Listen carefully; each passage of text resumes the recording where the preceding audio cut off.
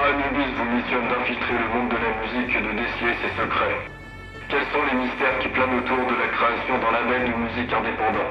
Vous devrez le découvrir afin que l'opération TAF soit un franc succès. Salut à toi, on se retrouve dans Opération Taf, l'émission qui explore les recoins cachés du monde du travail. Je suis en compagnie d'un créateur de label de musique indépendant. Salut Loïc. Bonjour Alexandre, je m'appelle Loïc, j'ai 19 ans.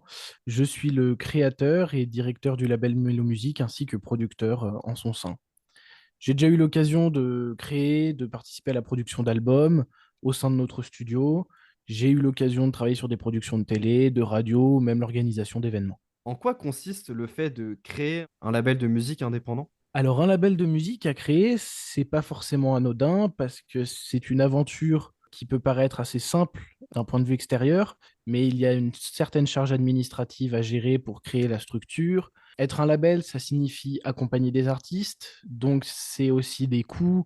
Il faudrait avoir des moyens pour payer des studios, des choses comme ça. Alors, par exemple, nous, la solution qu'on a trouvée, c'est de construire notre propre studio, ce qui nous permet de balayer totalement ces coûts-là et ce qui logistiquement est beaucoup plus simple.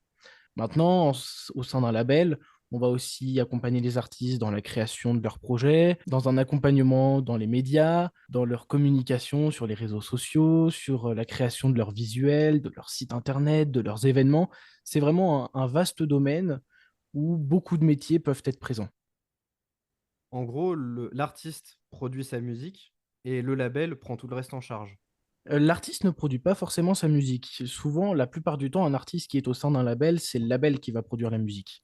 Donc au final, quelle est la place de l'artiste au sein d'un L'artiste, label? aujourd'hui, en tout cas, peut avoir deux places différentes, voire même trois.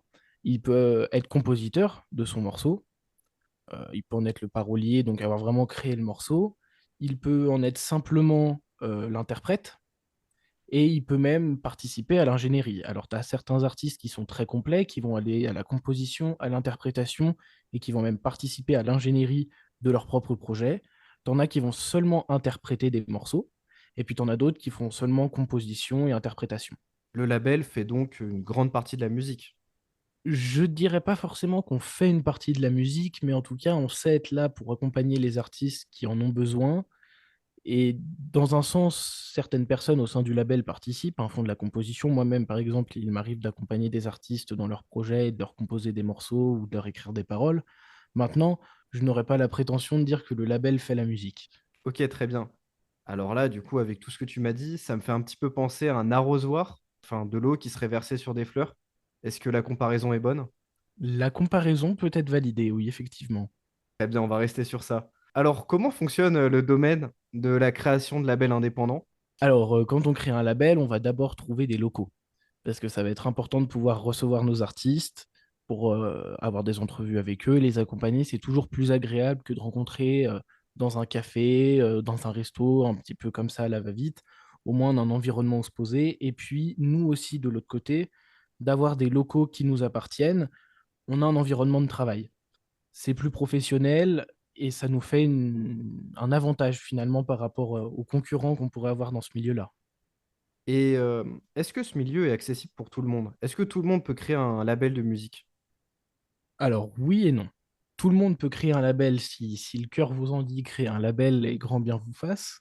Maintenant, à gérer un label, c'est très compliqué. Il y a beaucoup de choses à prendre en compte. Euh, le faire seul, c'est pas forcément une bonne idée.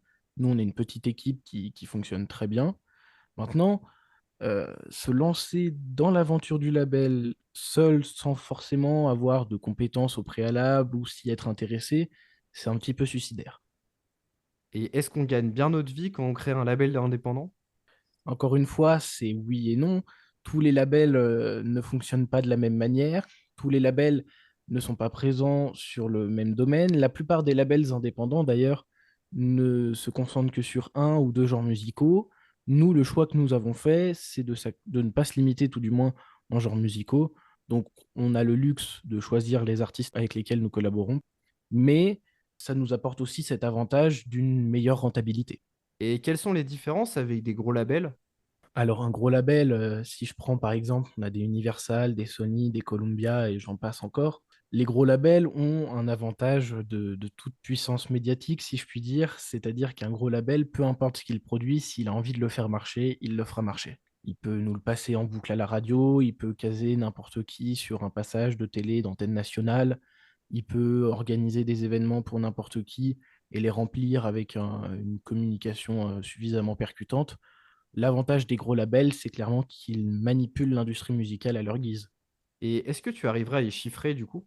Parce que si les gros labels prennent une grande partie, prennent une grande place dans le business, est-ce que les labels indépendants arrivent quand même à attirer un peu d'argent? Alors, les labels indépendants arrivent à tirer un peu d'argent, surtout ces dernières années où l'aspect des labels indépendants s'est de nouveau un petit peu développé. Il y a une ambiance plus familiale dans la plupart des labels indépendants qui a poussé certains artistes ou à monter leur propre label ou à quitter des gros labels pour se tourner vers de plus petits labels. Parce que le gros inconvénient d'un gros label en général, c'est de vouloir à tout prix faire des sons qui fonctionnent. Donc souvent, c'est imposer des contraintes aux artistes, ce qui marche un temps, mais qui ne plaît pas forcément sur le long terme. Donc bien que les gros labels prennent des grosses parts du marché, et là, ça se chiffre en millions d'euros, certains labels indépendants qui fonctionnent très bien vont réussir à avoir des chiffres d'affaires de plusieurs dizaines, voire plusieurs centaines de milliers d'euros par mois. Oui, donc il y a quand même une place dans le milieu. Oui, il y a quand même une place suffisamment importante pour ces labels. Est-ce que les coûts d'entrée sont importants? Parce que quand même, en soi, il y a tout un matériel à acheter. Même au niveau de la communication, il faut avoir les contacts. Alors, les coûts d'entrée sont forcément importants si on veut que la structure fonctionne rapidement. Quand on monte un label, qu'on n'a aucun contact et aucun investissement préalable, bon, à la fin, on se retrouve juste avec un numéro SIRET finalement, et on n'a pas beaucoup de possibilités. Ça va être énormément de démarchage et très très peu de production musicale. L'avantage, si je prends notre cas à nous, hein, au label Mélo Musique, quand nous l'avons créé, nous avons fait un investissement conséquent pour construire des locaux et acheter du matériel, ce qui nous a permis d'avoir notre propre studio.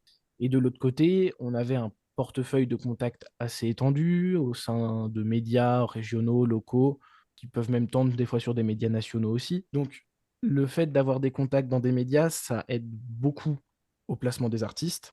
Et de l'autre côté, il est clair qu'un poste de dépense indéniable aujourd'hui, et ça ne concerne même pas que les labels indépendants, je pense que c'est assez général à beaucoup de secteurs, c'est la communication.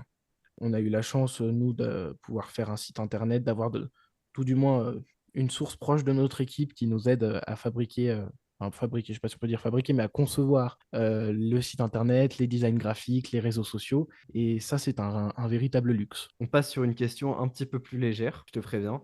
Je m'appelle Gonzague, j'ai 10 ans. Bonjour Gonzague. Bonjour Loïc. Et je veux percer dans la création d'un label indépendant. Mon papa adore écouter de la musique, surtout du jazz. Quel est ou quels sont les parcours gagnants que je peux mettre en place?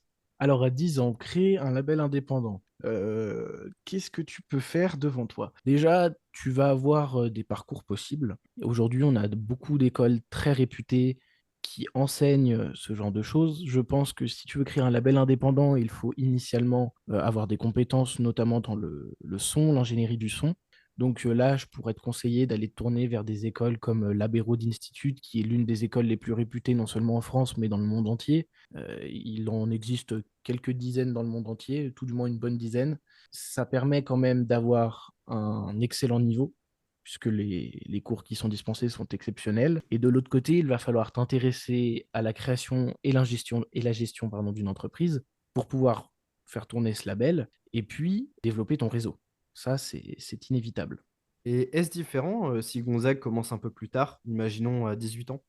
18 ans, est-ce que c'est différent? Bah, c'est vrai qu'à 10 ans, de toute façon, c'est trop jeune pour monter un label, parce qu'il faut monter une entreprise, donc c'est très jeune. Ça laisse par contre le temps de trouver un parcours scolaire. Maintenant, moi personnellement, je l'ai créé à 17 ans, le label. Donc, à 18 ans, on peut créer un label. Par contre, il faut avoir un petit peu de ressources, ne serait-ce qu'en ingénierie du son, qui va être au départ souvent une grosse partie de ton travail. Ça va être inévitable d'avoir des ressources là-dedans. Alors moi, j'ai de la chance, c'est que ma famille est très axée dans la musique. J'ai grandi aux côtés d'une mère dont le métier est la musique. Donc depuis tout petit, je l'accompagne sur des plateaux télé, dans ses voyages, dans l'enregistrement de ses albums. Donc c'est naturellement venu pour moi et puis j'ai fini par apprendre toutes ces choses-là. Maintenant, si tu as 18 ans, la première chose que je pourrais te conseiller, c'est de t'intéresser à la production musicale. Il faut préciser que tu as touché ça depuis tout jeune et que tu as quand même un haut niveau en ingénierie musicale. Effectivement, ouais. Donc, il faudrait prévoir combien d'années à peu près pour quelqu'un qui se lance à 18 Si ans? tu pars de rien et que tu apprends en autodidacte, je dirais au moins 5 ans pour avoir le minimum de compétences qui te permettent d'être à l'aise sans rencontrer trop de problèmes. Je dirais au moins 5 ans. Maintenant, comme j'en parlais précédemment, quand on va dans des écoles comme la Berrod Institute, en 2, 3 ans, ils arrivent à te donner une formation digne de grands professionnels. D'ailleurs, ce sont de grands professionnels qui te dispensent les formations. Et à l'issue de ces 2, 3 ans, tu peux très largement, tout du moins, te lancer dans le milieu. Bon, c'est très bien, c'est réaliste. On va finir avec une dernière question. Y a-t-il des alternatives pour vivre d'un label indépendant aujourd'hui? Ou alors de la production musicale en général? J'imagine que c'est déjà assez fermé, le fait d'avoir un label indépendant. Alors, des alternatives, je ne sais pas si on pourrait l'entendre au sens d'alternative, mais il est vrai que dans le secteur de la production musicale, tout du moins de l'industrie musicale au sens large, il y a énormément de choses possibles pour en vivre. Il y a simplement des auteurs paroliers, simplement des compositeurs, il va y avoir des ingé-sons, des ingénieurs de mastering, des directeurs artistiques, des gens qui font de la conception d'albums, de projets, des directeurs de projets. Il y a une flopée de métiers possibles qui laissent énormément d'alternatives pour en vivre. Je pense qu'aujourd'hui, beaucoup peuvent en vivre. Simplement, les difficultés, les principales difficultés de ceux qui essayent de vivre dans ce milieu-là aujourd'hui, souvent, c'est de vouloir se lancer trop vite. Parce qu'en général, quand on travaille dans l'industrie musicale, c'est des métiers passion. Donc, on a cette passion qui se développe et souvent, on va avoir envie de se lancer trop vite sans forcément avoir toutes les bonnes compétences. Moi, je le sais, j'ai commencé, j'avais 17 ans, j'étais encore mineur. Je me suis heurté à des problèmes. Si j'avais pas été aussi bien entouré que je l'ai été, ça aurait été beaucoup plus compliqué pour moi de progresser dans ce milieu-là. Et que penses-tu du développement de la musique numérique, entre guillemets, comme on a pu le voir avec les NFT musicaux? Alors, la musique, tout le secteur numérique de la musique, je vais être honnête, j'ai tendance à avoir des fois un petit peu de mal avec. Euh, Moi, je n'ai que 19 ans, mais j'ai un peu l'âme d'une personne qui a au moins 40 ans. J'écoute énormément de musique sur des vinyles, je suis féru de matériel analogique et je ne conçois pas tellement la production d'un projet musical uniquement par le biais numérique. Alors, forcément, on finira par en tirer de bonnes choses. Je pense même qu'il y a de très bonnes choses à faire, notamment le côté NFT musical qui peuvent aller avec une cover d'album pour de la promo, ça peut être exceptionnel. Maintenant, quand je vois par exemple des IA arriver qui peuvent te permettre de créer de la musique, je suis pas très fan du concept dans la mesure où la musique, c'est censé, à mon sens, rester un art, où on a un certain travail ou un don peut-être derrière hein, qui nous permet de créer. Donc, se dire qu'une intelligence artificielle crée de la musique, je suis pas très adepte du concept. Eh bien, merci, c'était super. Est-ce que tu aurais un petit mot de la fin à adresser à nos auditeurs? Eh bien, un petit mot de la fin, c'est que ce soit pas forcément dans la musique, mais s'ils ont une passion en tête et qu'ils aimeraient en faire leur métier, qu'ils n'aient pas peur d'approfondir, de se lancer, évidemment d'échouer, ça tout le monde le dit, mais surtout qu'ils ne se lancent pas trop vite. Vous pourrez retrouver Mélo Musique sur Instagram, ça s'écrit comme ça. Exactement, Mélo Musique avec un tiret du bas, MELOWMUSIC et un tiret du bas. Il y a d'autres réseaux que tu souhaites promouvoir? D'autres réseaux, non, mais on a un site internet, melo-musique.fr. Et puis, c'est à peu près tout. Au-dessus, on peut retrouver notre adresse mail, nos autres réseaux sociaux, tout ça. Très bien, on en a fini pour cet épisode d'Opération Taf. Merci d'être resté jusqu'à la fin. Merci à toi de m'avoir reçu. Franchement, c'était super cool. Ouais, c'était une très bonne expérience. Merci à toi. On se retrouve bientôt pour un prochain épisode.